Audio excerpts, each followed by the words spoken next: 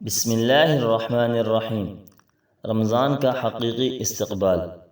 شیخ الاسلام حضرت مولانا مفتی محمد تقی عثمانی مدظ اللہ العالی فرماتے ہیں، رمضان المبارک کا اصل استقبال یہ ہے کہ رمضان آنے سے پہلے اپنے نظام الاوقات بدل کر ایسا بنانے کی کوشش کرے کہ اس میں زیادہ سے زیادہ وقت اللہ جل شانہ کی عبادت میں صرف ہو۔ رمضان کا مہینہ آنے سے پہلے یہ سوچو کہ یہ مہینہ آ رہا ہے، کس طرح میں اپنی مصروفیات کم کر سکتا ہوں۔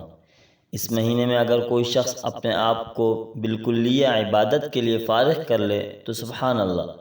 اگر کوئی شخص بالکلیہ اپنے آپ کو فارغ نہیں کر سکتا تو پھر یہ دیکھے کہ کون کون سے کام ایک ماہ کے لیے چھوڑ سکتا ہوں، ان کو چھوڑے، اور کن مصروفیات کو کم کر سکتا ہوں ان کو کم کرے، اور جن کاموں کو رمضان کے بعد تک مؤخر کر سکتا ہے ان کو مؤخر کرے، اور رمضان کے زیادہ سے زیادہ اوقات کو عبادت میں لگانے کی فکر کرے۔ میرے نزدیک استقبال رمضان کا صحیح طریقہ یہی ہے۔ اگر یہ کام کر لیا تو انشاءاللہ رمضان المبارک کی صحیح روح اور اس کے انوار و برکات حاصل ہوں گے۔